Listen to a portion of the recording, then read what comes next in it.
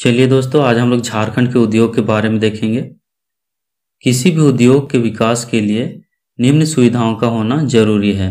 अर्थात किसी क्षेत्र में उद्योग की स्थापना के लिए कई सुविधाओं का होना बहुत जरूरी है। जैसे हम लोग देखते हैं, कच्चा माल है ना, कच्चा माल होगा तभी हम लोग किसी उद्योग का स्थापना कर सकते हैं। साथ ही साथ पर्याप्त भूखंड, उद्योग को स्थापित करने के लिए भूमि का होना बहुत जरूरी है।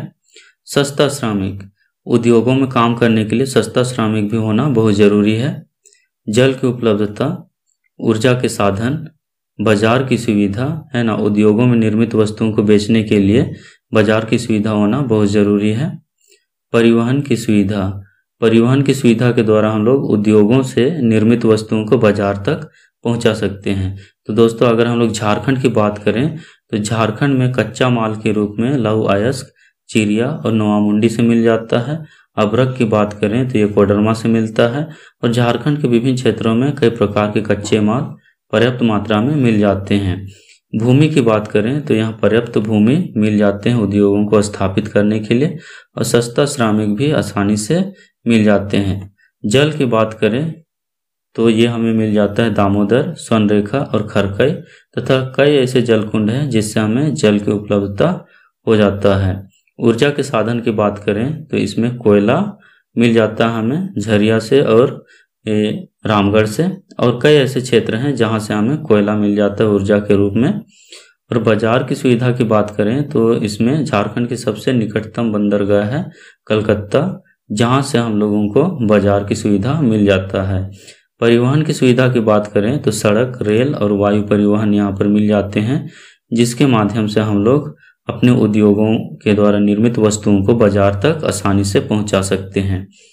झारखंड में इन सभी सुविधाओं के बावजूद भी यहाँ पर क्या होता है कि उद्योगों का विकास उतना नहीं हो पाया है जितना होना चाहिए था, और यहाँ पर जितने खनिज संसाधन मौजूद हैं उतने कल कारखाने देखने को नहीं मिलते हैं।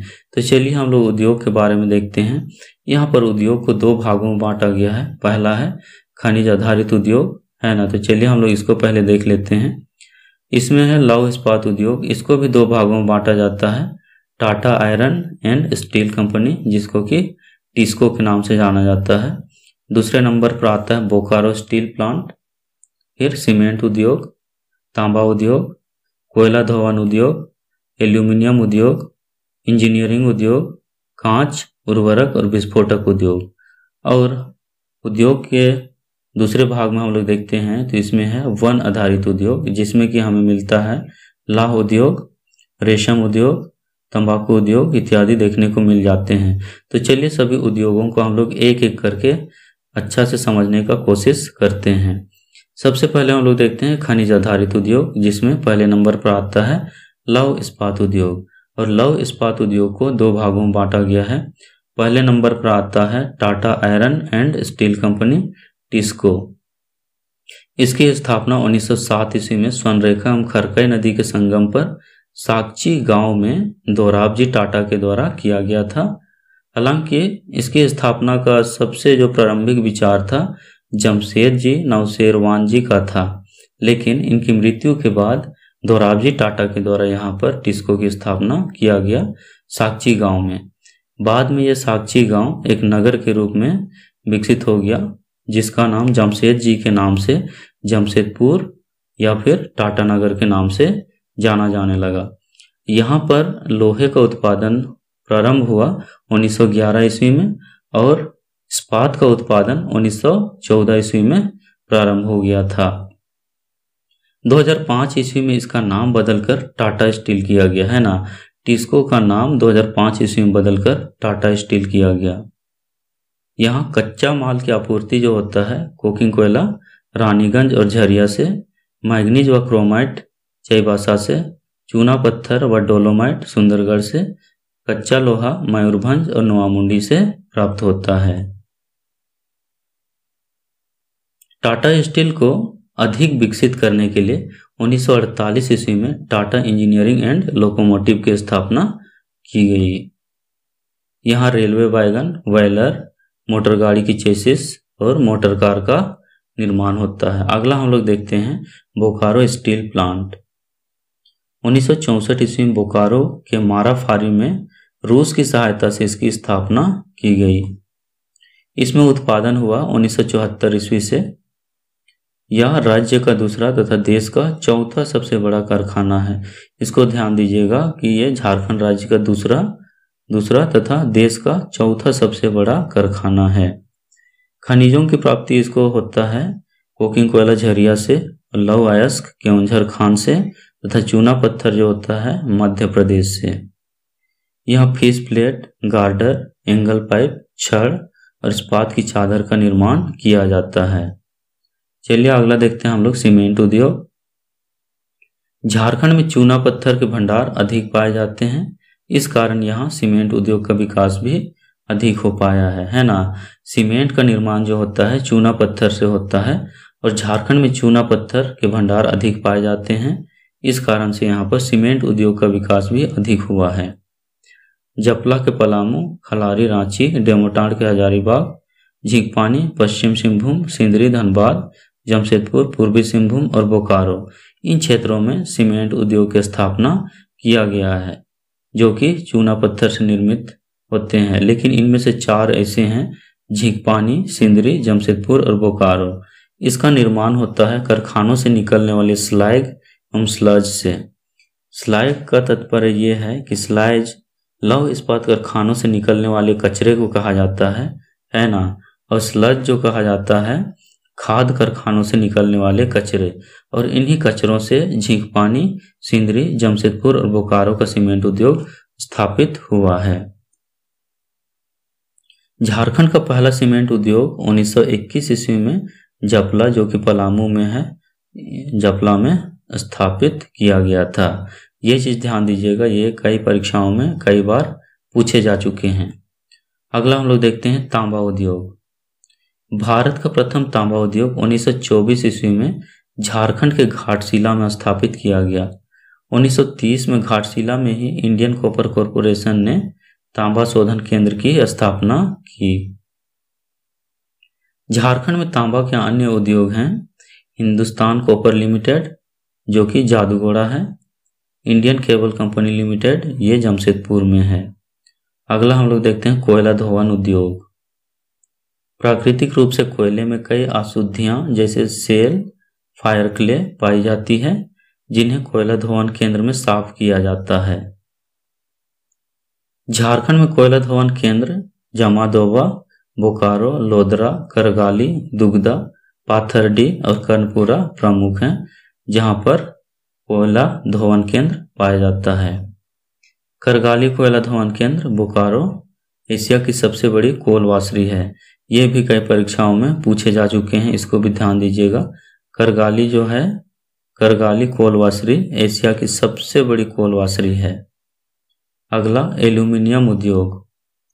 1938 में एल्यूमिनियम कंपनी लिमिटेड ने रांची के मोरी में एल्यूमिनियम उद्योग की स्थापना की। यह भारत का दूसरा सबसे पुराना तथा दूसरा सबसे बड़ा कारखाना है। कच्चा माल इसको प्राप्त होता है लोहरदगा और पलामू से। देश के कुल एल्यूमिना का 16% झारखंड में उत्पादन होता है। एल्यूमिनियम की बात करें तो इसका निर्माण होता है 3 चरणों में होता है। प्रथम चरण में बॉक्साइट जो कि एक अयस्क के रूप में होता है, फिर इससे एल्यूमिना का निर्माण होता है, फिर एल्यूमिना से एल्यूमिनियम बनाया जाता है। झारखंड में केवल एल्यूमिना तक ही निर्मित होता है ना, क्योंकि एल्यूमिनियम बनाने के लिए विद्युत की आपूर्ति बहुत अधिक होना चाहिए जो कि झारखंड में विद्युत की आपूर्ति नहीं हो पाता है, जिस वजह से एल्यूमिनियम का निर्माण नहीं होता है। इसलिए झारखंड बॉक्साइट से एल्यूमिना का ही निर्माण करता है और एल्यूमिना को केरल, कोलकाता और मुंबई के विभिन्न कारखानों में भेज देता है, जहां से इसका अंतिम उत्पाद एल्यूमिनियम का निर्माण किया जाता है और इसके द्वारा कई वस्तुएं बनाए जाते हैं जैसे बर्तन, बिजली के तार, मोटर, रेल व वायुयानों की बॉडी बनाए जाते हैं। उसके बाद विभिन्न वस्तुओं को झारखंड में आयात किया जाता है। अगर हम लोग बॉक्साइट की बात करें तो झारखंड में बॉक्साइट के भंडार की दृष्टि से झारखंड चौथे स्थान पर आता है। उत्पादन की बात करें तो ये पहले स्थान पर आता है। लेकिन अगर हम लोग एल्यूमिनियम की बात करें तो इसमें कोई भी स्थान पर नहीं आता है। अगला हम लोग देखते हैं इंजीनियरिंग उद्योग। हैवी इंजीनियरिंग कॉरपोरेशन, जिसको HEC कहा जाता है, रूस एवं चेकोस्लोवाकिया की सहायता से 1958 में रांची के हटिया में स्थापना किया गया था। प्रथम प्रधानमंत्री पंडित जवाहरलाल नेहरू ने अपने रांची यात्रा के दौरान 15 नवंबर 1963 को इसे राष्ट्र को सौंपा था और 1964 में उत्पादन प्रारंभ हुआ। इसमें कारखानों के लिए मशीनें एवं कल पुर्जे बनते हैं। HEC को 3 भागों में बांटा गया है ना। HEC के अंतर्गत 3 उद्योग आते हैं। पहले नंबर पर आता है हैवी मशीन बिल्डिंग प्लांट, जिसको कि HMBP कहा जाता है। यह रूस की सहायता से स्थापित किया गया था, जिसमें उद्योगों की संरचना एवं डिजाइन का निर्माण किया जाता है। अगला देखते हैं हम लोग heavy machine tools plant, HMTP। ये भी चेकोस्लोवाकिया की सहायता से स्थापित की गई थी। इसमें भारी मशीनों का औजार का निर्माण किया जाता है। और तीसरे नंबर पर आता है foundry forge plant, FFP। Czechoslovakia की सहायता से इसकी स्थापना किया गया था। इसमें लोहा गलाने एवं लोहा को विशेष आकृति में ढालने का काम किया जाता है। अगला हम लोग देखते हैं कांच उद्योग। जापान के सहयोग से भूरकुंडा रामगढ़ में कांच कारखाना स्थापित किया गया है। इसे इंडो आसाई ग्लास फैक्ट्री के नाम से भी जाना जाता है। झारखंड में कांच उत्पादन के अन्य प्रमुख क्षेत्र हैं करतासगढ़ व अम्बोना, जो कि धनबाद में है, और कांद्रा सिंहभूम में है। यहाँ पर भी कांच उद्योग को स्थापित किया गया है। अगला हम लोग देखते हैं उर्वरक उद्योग। भारत का प्रथम उर्वरक कारखाना 1951 में सिंदरी में फर्टिलाइजर कॉरपोरेशन ऑफ इंडिया द्वारा स्थापित किया गया था। यह पूर्वी भारत का सबसे बड़ा उर्वरक कारखाना है। यहाँ अमोनियम सल्फेट, नाइट्रेट एवं यूरिया का उत्पादन होता है। इस कारखाना में 5 प्लांट स्थापित किया गया है: ammonia plant, sulphate plant, power plant, gas plant और कोक ओवन प्लांट। सिंदरी के अलावा बोकारो, धनबाद और जमशेदपुर में भी उर्वरक केंद्र स्थापित किए गए हैं। अगला हम लोग देखते हैं विस्फोटक उद्योग। झारखंड में विस्फोटक उद्योग की स्थापना ICI द्वारा गोमियो, जो कि बोकारो में है, किया गया है। अगला हम लोग देखते हैं वन आधारित उद्योग। इससे पहले हम लोग देख रहे थे खनिज आधारित उद्योग, तो अब देखते हैं हम लोग वन आधारित उद्योग। इसमें पहले नंबर पर आता है लाह उद्योग। देश का 60% लाह का उत्पादन झारखंड में होता है और लाह उत्पादन में झारखंड देश में प्रथम स्थान पर आता है ना। देश में झारखंड का प्रथम स्थान है लाह के उत्पादन में। कुसुम, पलाश और बेर के पेड़ों में लाह के कीड़ों को पाला जाता है और उससे लाह का उत्पादन किया जाता है।